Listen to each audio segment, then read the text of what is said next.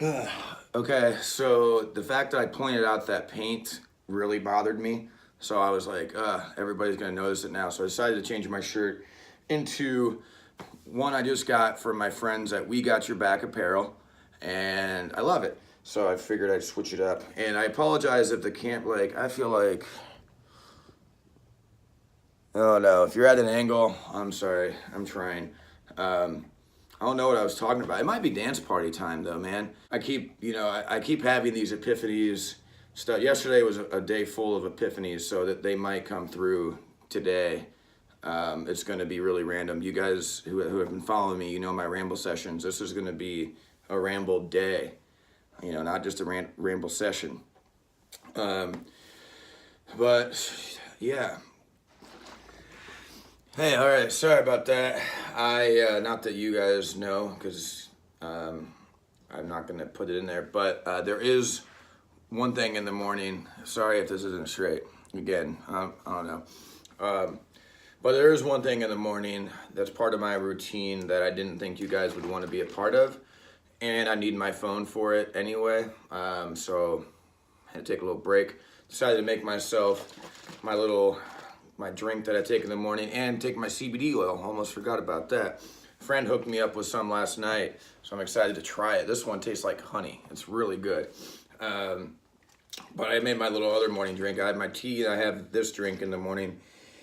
It's green powder. It's like dehydrated fruits and vegetables or whatever. It's supposed to get you your daily serving. I throw in some vitamin C powder, some fiber, and my friends at the Leia Center, again, another shout out, gave me this powder that's supposed to like help with like focus and brain power.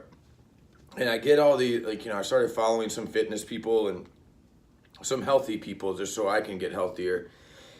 And I see all these supplements, and I like messaged my friend at the Leia Center, and I was just like, hey, like I'm looking at ordering these, but I'd rather buy from you. What do you have? And like I know hers is all natural. A lot of the stuff I was looking at is like made in a lab. Not saying it doesn't work or whatever, but it's kind of like, even if I knew they did work and they worked the same, I'd rather buy from somebody local anyway, especially here in Kansas City. I love KC. I think that's what I'm gonna call this video: a day in the life of a Kansas City cancer warrior. That was another epiphany I had yesterday, or another part of my epiphany. So again, you guys are gonna get a lot of random thoughts here, but hopefully there's some good nuggets in there. When I left the gym early, I came home, changed my shirt because I was a little sweaty, wanted to grab Dexter. So I grabbed a shirt that I just, whatever was closest, that I knew if I ran the tires and did work, it wouldn't be a big deal if I got paint on it like that one or got it dirty or whatever. And I was planning on going to the gym after that, so I just threw on a shirt. And it was a shirt that I got from my favorite football team, the Kansas City Chiefs. They did like a cancer awareness thing last year, and everybody got different colors based on what their cancer was, different color shirts. And since I was cancer free, or now got rid of it, however, no evidence of disease, whatever, I got to wear the cancer survivor shirt. So it was kind of this lavender pinkish shirt. I don't know, but it's got a cancer ribbon that says cancer survivor on it. And like I threw that shirt on without really thinking about it. And what's funny is like cancer stuff from other people is kind of what brought my feelings inward and kind of made me reflect on my battle and just started making me think a little bit more. And it was just funny how cancer was what kind of got me in my funk for the day, but I accidentally picked a shirt that said cancer survivor. So I had to like remember that, yeah, I am a cancer survivor. And whether it's stage 4 or stage 1 or whatever, like you're still overcoming a battle. And that life sucks. Life can suck. Life has shitty moments, and it's not really about comparing them. It's about, hey, the only reason I would say let's compare them is to see how we can help each other. If I've gone through something crappy and I don't use that experience to help other people who are going through something crappy, then I might as well be dead already, So I was just like really empowered. That was just like a cool little sign, like, yeah, you know what, cancer sucks, but you are a cancer survivor. And I like, that's my little cheesiness that I want to pass on to people is think about the adversity that you've overcome. yeah, it may be white people problems, you know? Like, it may be first world problems. It may be something that is silly. You know, it might be that you don't get enough white privilege, or you know, it might be something that you're not sure how you're gonna feed your kids or whatever.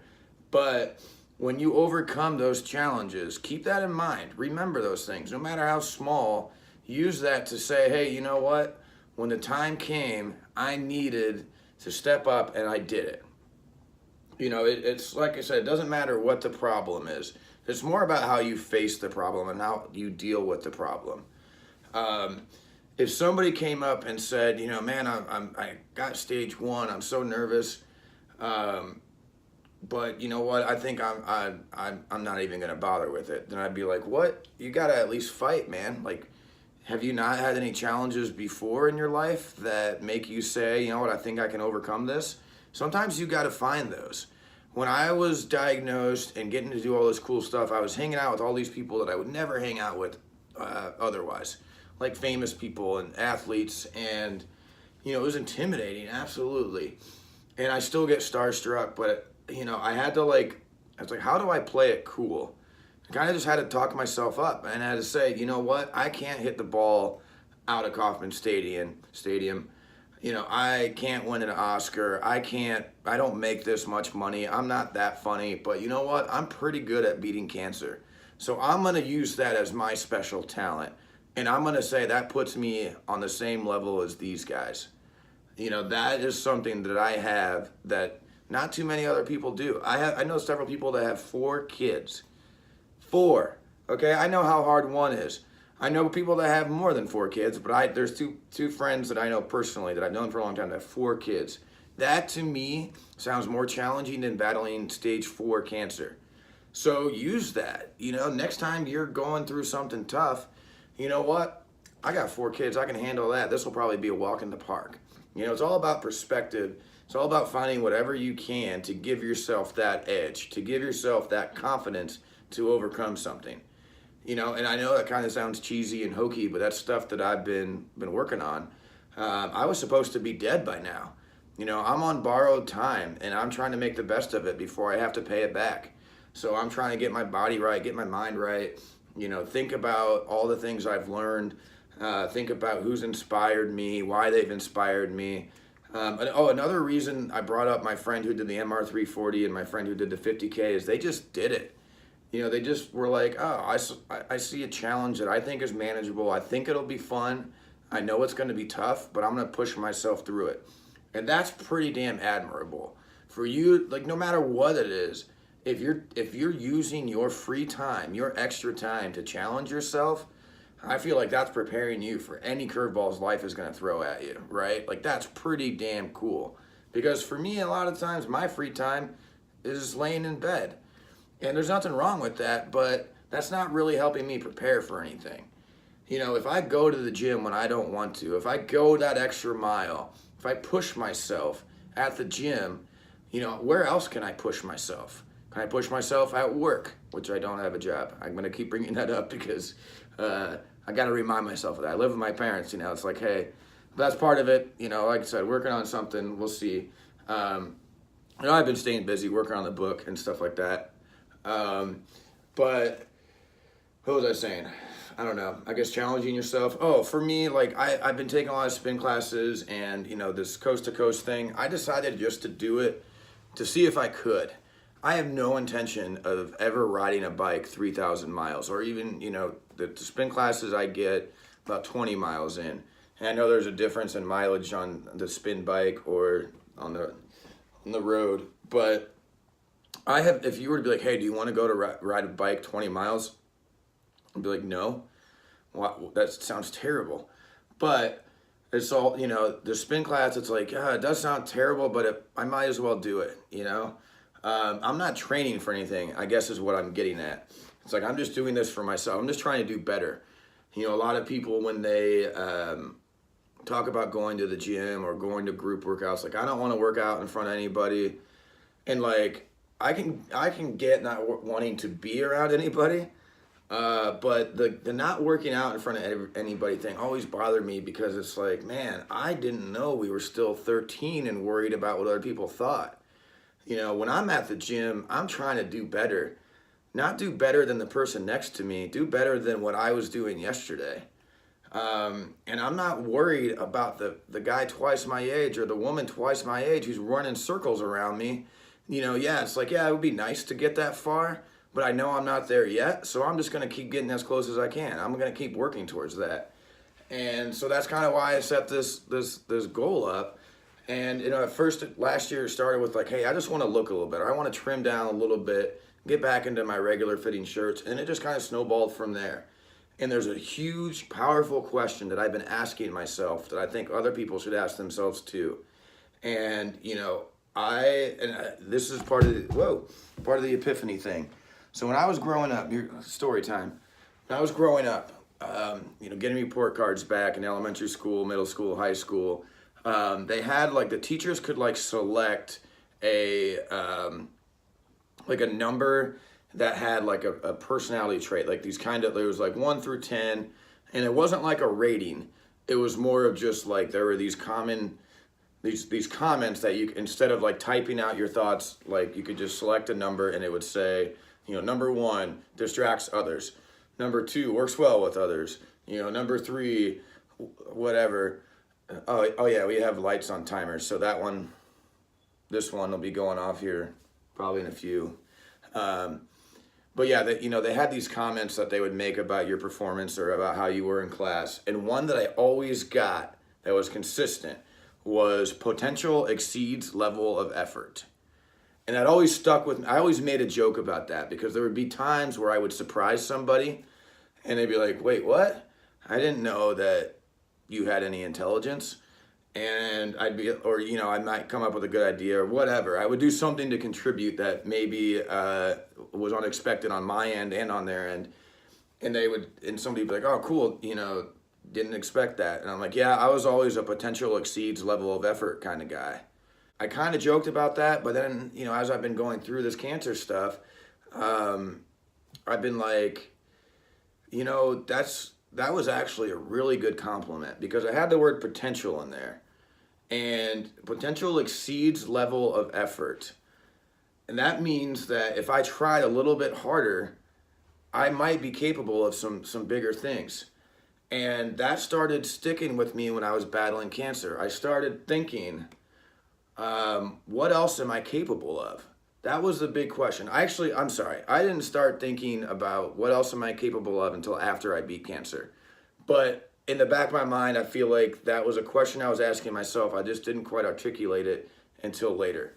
But, you know, now that's a question I've been asking myself lately is what else am I capable of? It started with the working out last summer. You know, it was like I couldn't walk. I had joint problems. I was overweight, been drinking too much. Like, man, I just feel like shit. I spent the last 3.5 years feeling like shit.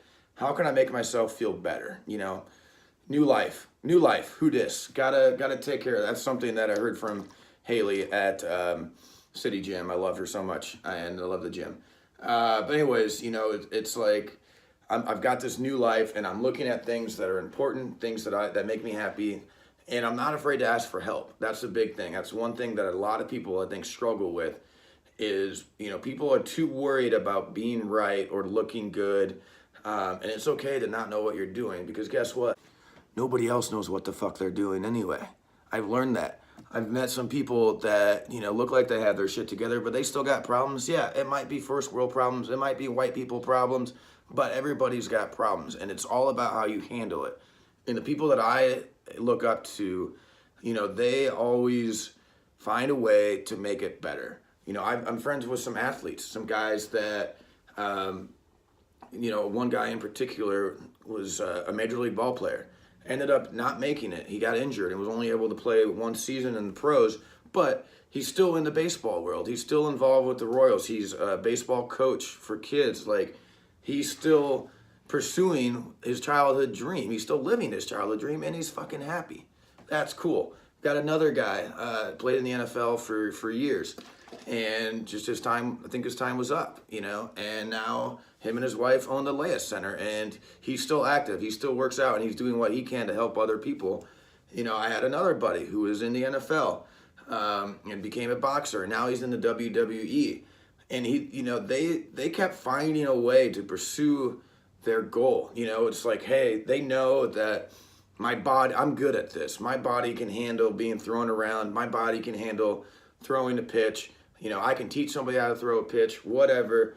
You know, I can help people. I can use my experience as a ball player to help others who are looking to be healthy.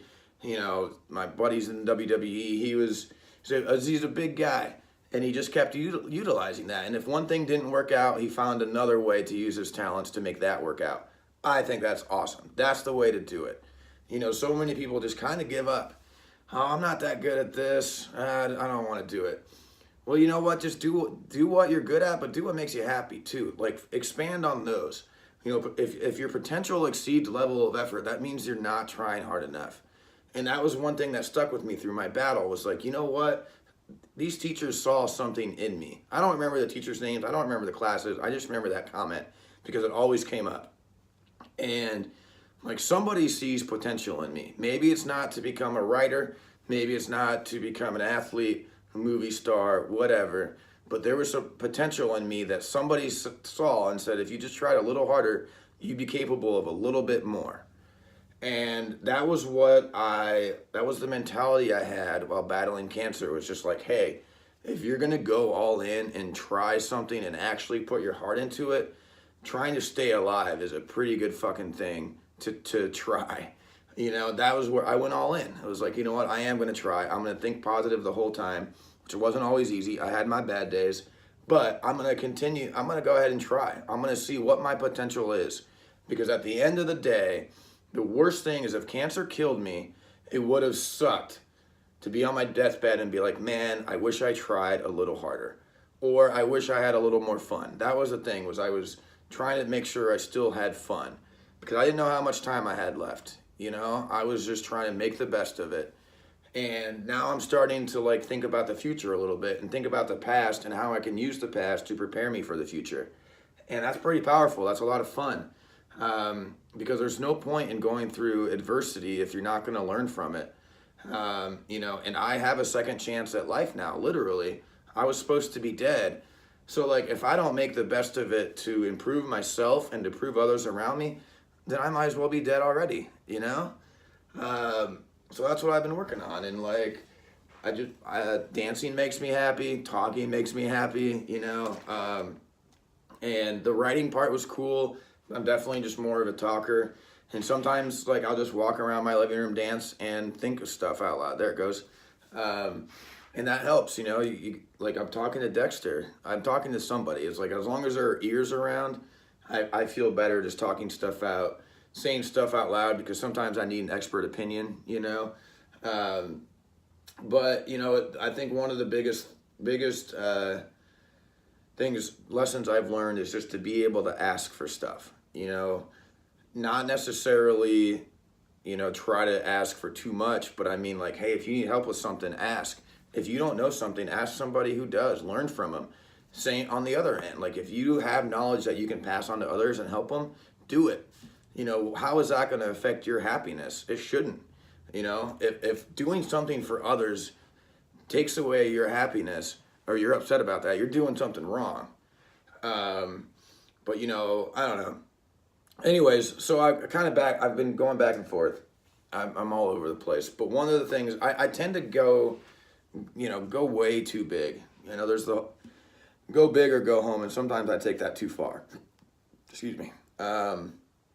And, you know, I look at my friend who's doing the MR 340. I look at my friend who ran a 50K.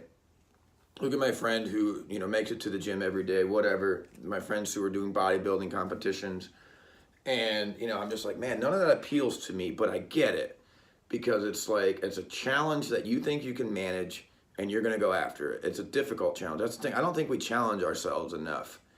And I think that's one reason maybe we're unhappy, is because we know that our potential exceeds level of effort. and we're maybe just not focusing on, what we should be focusing on. What are we good at? What can I do? Whatever. My thing just happened to be I was good at beating cancer. It's about it.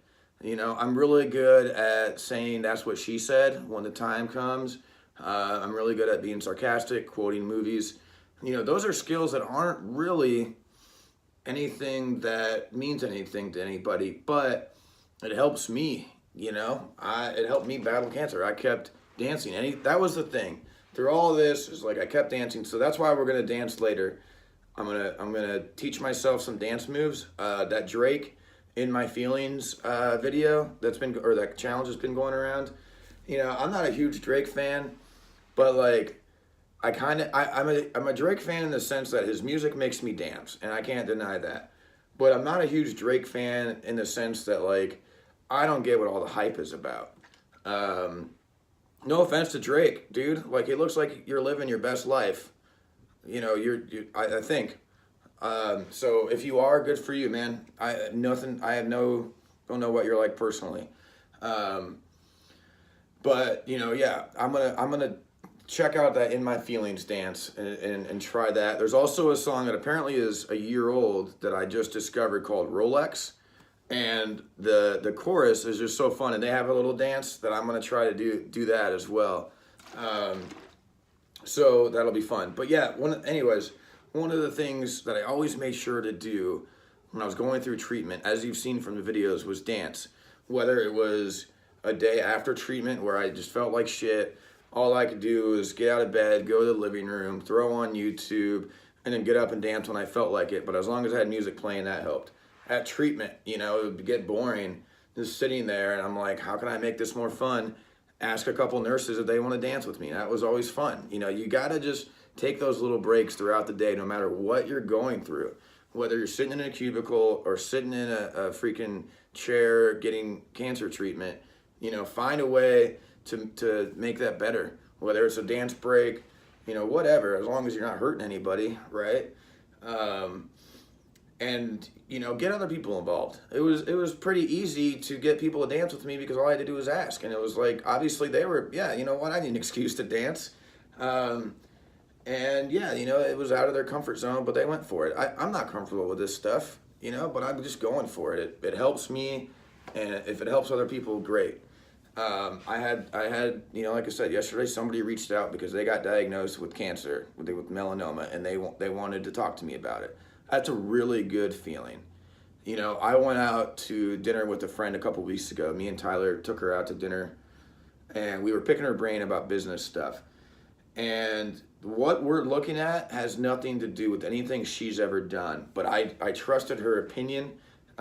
She was an entrepreneur, and it was like, just, how do I do this right? What can you give us? It may not be your expertise, but I know that you do have some expertise that'll help us. And that's what I think we've got to do more of. Hey, I know how to help you with this. I've been through this. What can I do? Because I hate to break this to you guys, but nobody owes you anything. Nobody. Not the universe. This planet, no matter what we do to it, we may not survive, but this planet is still going to be here. You can't deny that, right? I don't care how old you think the earth is.